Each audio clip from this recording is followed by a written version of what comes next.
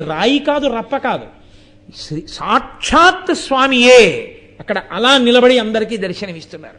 అటువంటి వెంకటేశ్వరుడు కలియుగంలో ఒక గొప్ప ధర్మాన్ని నిరూపణం చేశాడు అవతార ఆవిర్భావ కాలమనందు. అసలు ఆయన రావలసిన అవసరం ఏముంది అంటే, ద్వాపర యుగంలో ఆయన అమ్మకొక మాట ఇచ్చాడు. ఏమా మాట అంటే, యశోద ఆయన ఒక మాట అడిగింది. నేను అమ్మా అని పిలిపించుకున్నాను నీ చేత, నువ్వు ఎంతో సంతోషంగా నా చుట్టూ తిరిగావు, ఆడుకున్నావు, నా స్తన్యమును తాగావు, నేను పెట్టిన గోరుముద్దలు తిన్నావు, నేను నీకు ఇలా వేలు చూపించి భయపెట్టాను, నీ నడువుకి తాడేసి కట్టేశాను, ఇన్ని అనుభవించాను, కానీ నీ కళ్యాణం మాత్రం ఒక్కటి కూడా నేను చూడలేదు. అన్నీ దేవకీదేవే చూసింది, నేను ఒక్క కళ్యాణం కూడా చూడలేదయ్యా. మనస్సీదతి మే కృష్ణ తవ కళ్యాణ వీక్షణే దర్శయస్వ రమానాథ జగదానందకారక అందావిడే. జగత్తుకంతటికీ ఆనందం ఇచ్చేవాడా? కృష్ అంటే నిరతిశయ ఆనంద స్వరూపుడు కృష్ణుడంటే.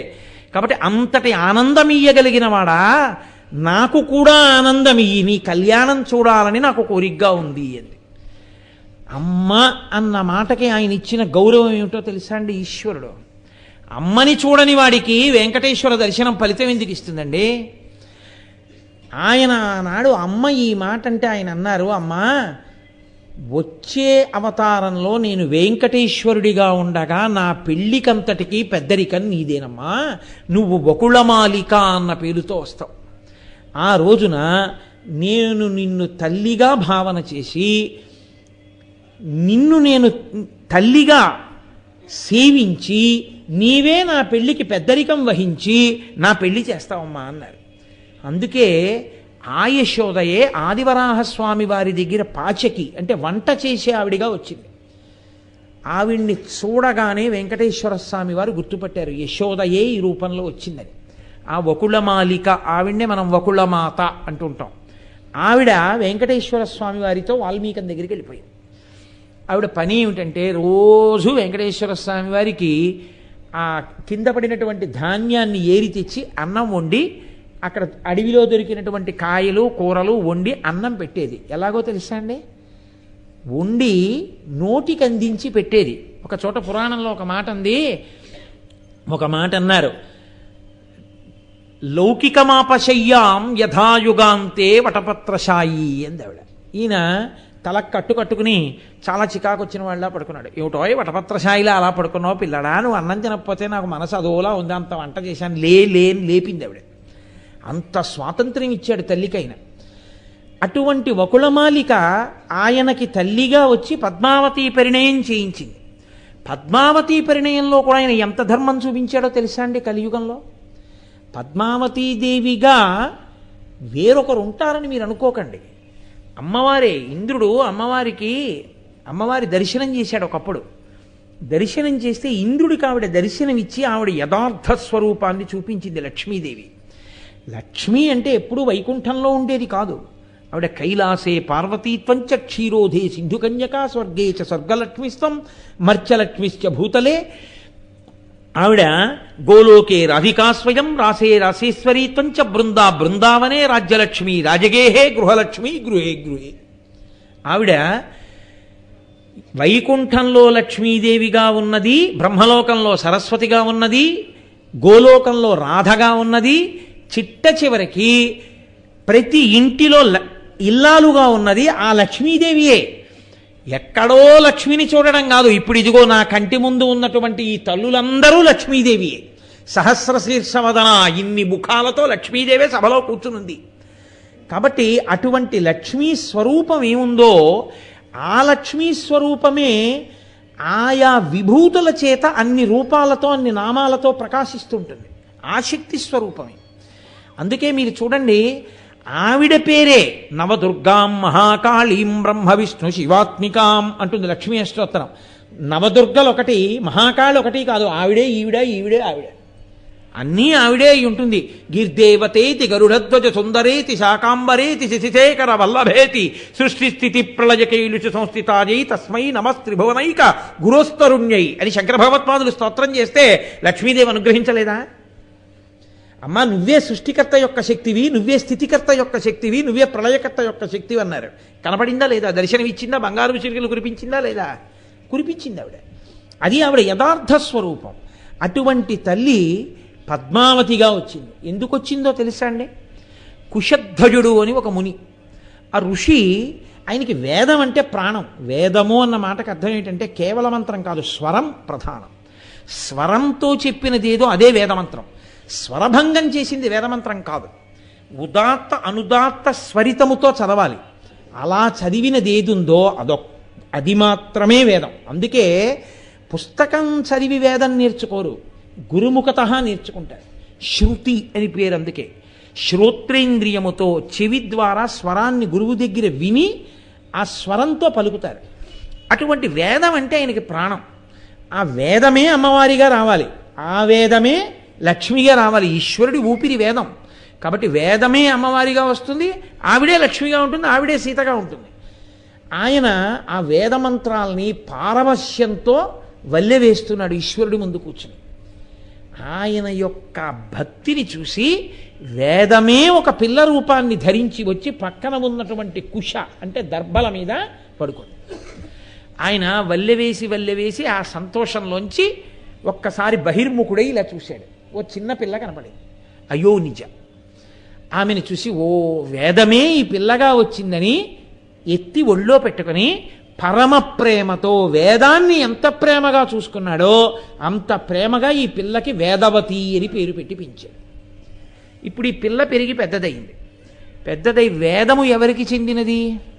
వేదం ఇప్పుడు ఈశ్వరుడి ఊపిరి.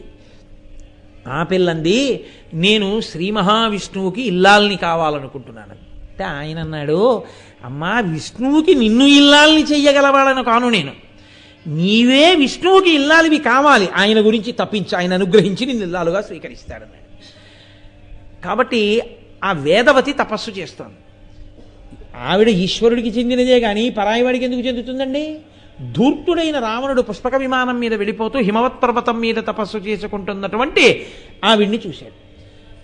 ఆయన చూసేది ఈ కంటికి నదరగా కనపడిందా లేదా? ఆయనకి లోపల విచారణ ఎందుకు? కాబట్టి నువ్వు చాలా అందంగా ఉన్నావు, నిన్ను నేను అనుభవించాలన్నాడు. ఆవిడ మీద పడబోయాడు. ఆవిడ ఆగ్రహించి అక్కడే ఉన్నటువంటి ఒక పెద్ద దావానంలోకి దూకేసి శరీరాన్ని విడిచిపెట్టేసింది. నువ్వు నన్ను స్పృశించావు కాబట్టి నేను ఈ శరీరంతో ఉండను. కామార్తుడవై కనపడినటువంటి ప్రతి ఆడదాని మీద చెయ్యి వేస్తున్నావు కనుక నీ కామము వలన ఒక మహాపతివ్రత కారణముగా నీ వంశమంతా నశించిపోవుగాక అని శపించింది. అది వేదం యొక్క శాపం.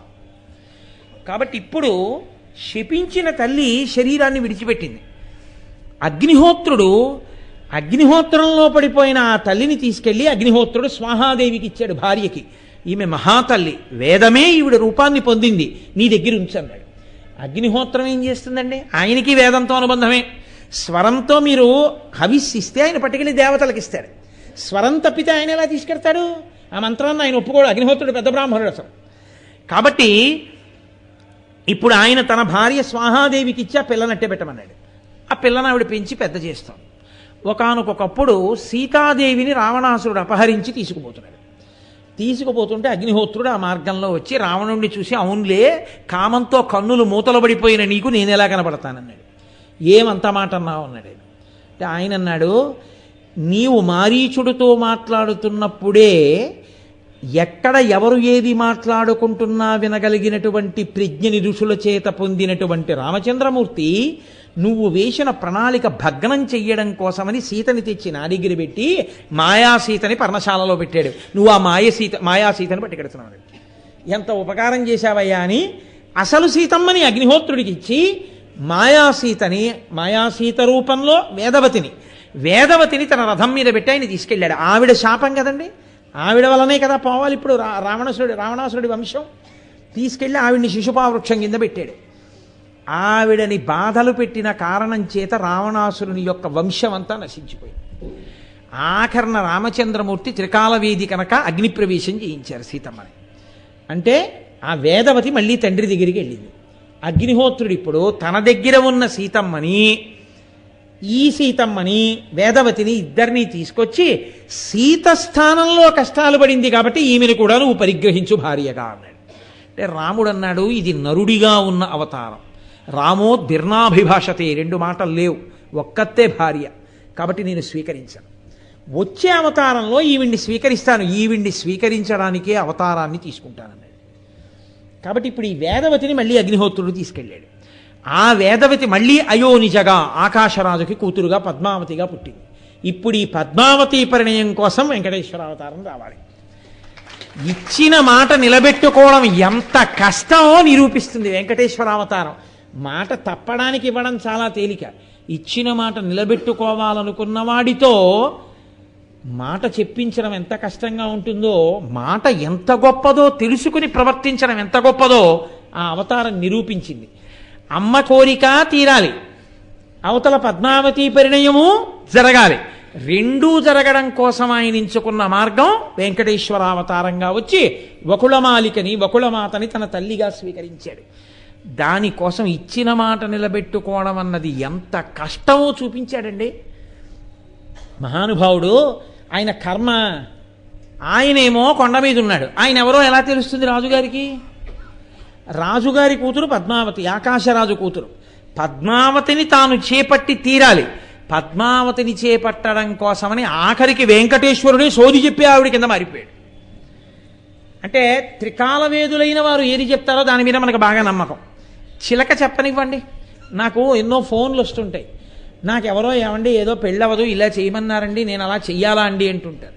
ఎవడో ఏదో చెప్తుంటాడు. మనకి లోకంలో అన్నిటికన్నా ప్రమాణం ఇది అంటే ఎవడో ఏదో చెప్పిన మాటే మనకి ప్రధానం. శాస్త్రాన్ని ఆధారం చేసుకుని చెప్పిన వాడి కన్నా నేను ఏదో భూత భవిష్యత్ వర్తమాన కాలములు చెప్పగలనని చెప్పేసిన వాడు ఇలా చూసి, ఓ అమ్మ బాబోయ్ పంప ములిగిపోతోంది, వచ్చే నెలలో మీ ఆయనకి నడువు సంబంధంగా చాలా ఇబ్బంది వస్తుంది, రోజు 2 షేర్లు మినువులు ఇచ్చేయండి అన్నాడు అనుకోండి.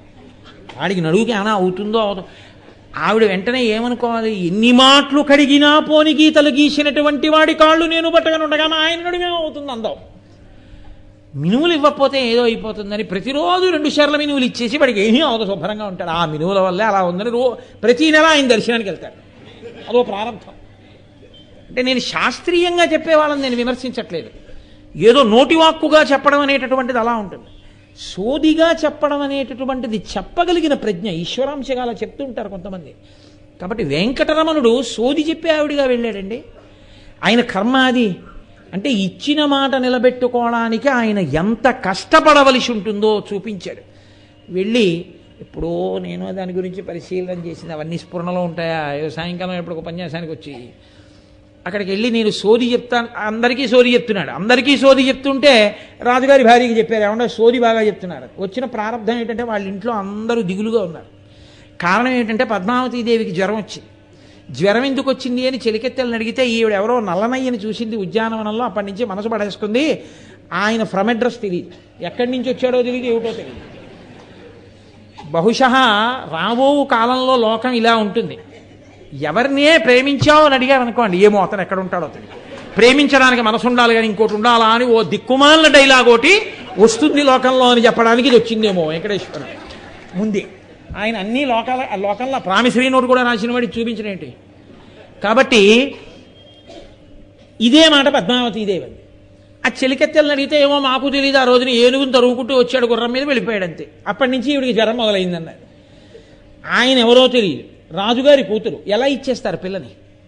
పాపం ఆ ధరణీదేవికి ఆకాశరాజు భార్యకి బెంగట్టుకుంది. ఈవిడెళ్ళి భర్తగా చెప్పింది, ఆయనకి అంతకన్నా బెంగట్టుకుంది. పెద్ద బాధ ఏమిటో తెలుసా అండి, ఆయనకు ఒక్కతే ఆ కూతురు కొడుకు, వసునాయకుడనో కొడుకు. ఈ పిల్ల దొరికిన తర్వాతే ఆ కొడుకు పుట్టాడు, అప్పటివరకు ఆయనకి బిడ్డలు లేరు. ఆయన అదృష్టమని ఆయన అనుకుంటున్నాడు. అయ్యో నిజ పద్మావతీదేవి ఎవరికో నేను ఎలా పిల్లని ఇచ్చేస్తాను. అందుకని పాపం ఇంట్లో వైభోగాలు ఉన్నాయి కానీ వాళ్ళు దిగులుగా ఉన్నారు. ఇప్పుడు ఆవిడ ఎవరో అన్నీ చెప్పేస్తోందంటే ఏదో దిగులిపోతుంది, అసలు వాడు ఎక్కడున్నాడో చెప్తాడేమో అని ఒక తాపత్రయం కదండి. అందులో ఆవిడని తీసుకొచ్చారు. ఆయనే అలా వచ్చాడు. అది విచిత్రం. ఆ వెంకటేష్ ఎవరి గురించి వీళ్ళందరూ దిగులు పడుతున్నారో ఆయనే సోది చెప్పేవాడిగా వచ్చాడు. ఆయనే వచ్చి నేనే విష్ణువు నన్ను అనుకోండి, చాలా బాగుంటారు. నమ్మచ్చు నమ్మకపోదు. ఇప్పుడు ఆయన చతుర్భుజాలు, శంఖచక్ర కథాపద్మాలు అన్నీ చూపించాలి. చూపించిన తర్వాత ఇంకా పిల్లనిస్తారో మోక్షానికి వెళ్ళిపోతారో ఎవరికి తెలుసు. కాబట్టి అలా రాకుండా సోది చెప్పే ఆవిడిగా వచ్చాడు. వచ్చి ఏదో మళ్ళీ సోది చెప్పే వాళ్ళకు లక్షణం ఉండాలి. వాళ్ళు ఒక్కళ్ళు రాకూడదు, వాళ్ళు ఓ ఉయ్యాల్లాగా పవిటిని కట్టుకుని అందులో చంటి పిల్లాన్ని పడుకోబెట్టుకుని రావాలి. ఇప్పుడు ఆయన పడుకోబెట్టుకోవడానికి కొడుకేడి, చతుర్ముఖ బ్రహ్మగారే కొడుకు. అందుకని ఒళ్ళో ఆ పక్కన ఆ చిన్న ఉయ్యాల్లాగా పడుకోబెట్టుకుంటారు. ఆ బ్రహ్మగారిని అందులో పడుకోబెట్టుకుని తీసుకొచ్చాడు. తీసుకొచ్చి సోది చెప్తానమ్మ సోది అంటూ వచ్చాడు. ఎవరికో నలుగురికి బాగా చెప్పేశాడు. మా ఇంట్లో ఇలా అవును నాకు తెలుసు, నీ ఇంట్లో పాము దూరింది, భోషాణం కింద ఉంది అని నలుగురికి చెప్పేటప్పటికి అయ్యి బాబాయ్ చాలా బాగా చెప్తోందని వార్త వెళ్ళిపోయింది అంతఃపురంలో. తీసుకురండి మనం చెప్పించుకుందాం. రాణిగారు చెప్పించుకున్నప్పుడు అందరిలా చెప్పించుకుంటారు, రహస్యంగా చెప్పించుకోవద్దు, పైగా అమ్మాయి వ్యవహారం బయటికి తెలిస్తే బాగుంటుందా. లోపలికి తీసుకెళ్ళి బంగారం పెట్టేశాడు. బంగారం పెట్టేస్తే ఆయన కూర్చున్నాడు. అందరూ అయితే ఏం చేస్తారో తెలుసా అంటే, ఓ చాటలో బియ్యం పోసి పట్టుకొచ్చి అక్కడ పెట్టాలి. పెడితే బియ్యం పిసుకుతారు ఆ సోది చెప్పేవాళ్ళు. పిసికి ఓసారి ఆ బియ్యం అన్నీ ముట్టుకుని దాన్ని ఇలా పోగుల కింద పోసి వాళ్ళ దగ్గర ఒక కర్ర లాంటిది ఒకటి ఉంటుంది. ఆ సోది ఎవరికి చెప్తున్నారో వాళ్ళని పట్టుకోమని అదంతా తిప్పి ఆ మధ్యలో ఏదో ఓ రాశి మీద పెడతారు. పెట్టి ఇంకక్కడి నుంచి చెప్పడం మొదలు పెడతారు. ఆ భాష కూడా విచిత్రంగా ఉంటుంది, అలా చెప్పాలి. అందుకని ఆయన ఏం చేశాడు, రాజుగారి భార్య చాట్లో బియ్యం పట్టుకొస్తే బాగుంటుందా స్టేటస్, అందుకని ఆవిడ ముత్యాలట్టుకొస్తే ఈయన పసిడి చాటలోని పండు ముత్యమ్ముల గద్దె కొలది చూచి రాశిపోసి ముత్యములను పిసికి 3 రాసులు చేసి మధ్యరాశి యందు మనసు నిలిపి, ఆ ముత్యాలని పిసికి 3 రాసులు చేశాడు. చేసి ఆ మధ్యలో పెద్దగా ఉన్న రాశి మీద కర్ర పెట్టాడు. పెట్టి ఇక మొదలెడతానన్నాడు. సోది చెప్పే ఆవిడ రూపంలో వీడు క్యారమని ఎడుపోలేదు. అమ్మ వీడేదైనా తింటే కానీ నన్ను సోది చెప్పనివ్వడే తల్లి, వీడికి ఏమైనా పెట్టండి అన్నారు. ఏం పెడితే తింటాడు వాడు అన్నారు. పాలు బువ్వ తింటాడు అంటే కథ పాలల్లో అన్నం వేసి పట్టుకొస్తే ఈయనకి పెడితే నోరు తెరవడు, ఏడుస్తాడు. వీడికి ఏదో దిక్కుమాలిన అలవాటమ్మా, నేను తింటే కానీ వీడు తింటన్నారు. మరి బ్రహ్మగారు ఆయన ఎలా తింటాడు, నారాయణుడు తినకుండా ఆయన తింటాడా? అందుకని ఉండండి అని చెప్పి మళ్ళీ ఆ చాట పసిడి చాటలోని పండు ముత్యమ్ముల గద్ది కొలచి చూచి కరము జాపి ఆ బంగారు చాటను పక్కన పెట్టాడు. పక్కన పెట్టి మళ్ళీ పాలు బువ్వ తాను కొంచెం తింటే కానీ ఆయన తిండు, శేషంగానే తిండు, నైవేద్యం పెట్టిన ప్రసాదంగా తింటాడు ఆయన, అలవాటు అది. అందుకని అప్పుడు పెడితే ఆ పిల్లాడు గుటుకు తినేశాడు. తినేసిన తర్వాత సోది చెప్పే వాళ్ళకు ఒక లక్షణం ఉంటుంది, ఏమైనా తింటే నోరు పండేలా తాంబూలం వేసుకోవాలి. అందులో తాంబూలం తిండి అన్నాడు. ఓ పళ్ళెంలో పెట్టి ఓ తాంబూలం అక్కడ పెట్టారు. ఏమిటమ్మా ఏం మహారాణి దక్షిణం లేని తాంబూలమా అన్నాడు. మళ్ళీ దక్షిణ తీసుకొచ్చి అందులో పెట్టారు. ఇన్ని వరహాలు పెట్టండి అన్నాడు. ఆ వరహాలు తీశాడు. అదో చిత్రమైనటువంటి లక్షణం ఉంటుంది. ఎంత డబ్బమనివ్వండి రూపాయి కాసు కింద పడదు, ఇలా అంటే ఉండిపోతుంది కొంతమందికి. అలా మీరు కానీ పెట్టారు, టప్పని కింద పడిపోతుంది. అదొక కళ, అదొక నైపుణ్యం. ఈశ్వరుడు ఒక్కొక్కరికి ఒక్కొక్క విభూతిని ఇస్తాడు. ఆవిడ చటుక్కని ఆ కొంగులో మూట కట్టుకుని అలా పడేస్తుంది. దాన్ని ముట్టుకుంటే తెలిసిపోతుంది వాళ్ళకి. కారు డ్రైవర్ చూడండి, ముందు నడుపుతూ ఉంటాడు, వెనక డోర్ పడలేదండి అంటే అతనికి తెలిసిపోతుంది, మనకి తెలియదు. మన పక్క డోర్ పడలేదని మనకి తెలియదు, అతనికి తెలుస్తుంది. ఈశ్వరుడు అలా ఆయనకి తెలుస్తుంది కాబట్టి మనం బాగా వెళ్ళగలుగుతాం. అతనికి మీరు డోర్ వేసుకోకపోతే నాకు ఎలా తెలుస్తుంది అంటే మనకి ఎంత పడిపోతాం కదండి. ఈశ్వరుడు ఆ విభూతిని ఇస్తాడు, ఒక్కొక్కరికి ఒక్కొక్క విభూతినిచ్చి మన రక్షణ చేస్తూ ఉంటాడు మహానుభావుడు. కాబట్టి ఇప్పుడు ఆ తాంబూలం పట్టుకొస్తే ఆవిడ ఆ తాంబూలం వేసుకుని నోరంతా ఎర్రగా ఉంది. తెలుపు నలుపగు వెంట్రుకల్ తెలుపు తలపై నియలరారు తాటాకు బుట్ట ప్రాయమ్ము సడలిన పచ్చ చెక్కిళ్లపై సొంపు నింపెడి సోయగంపు సొట్ట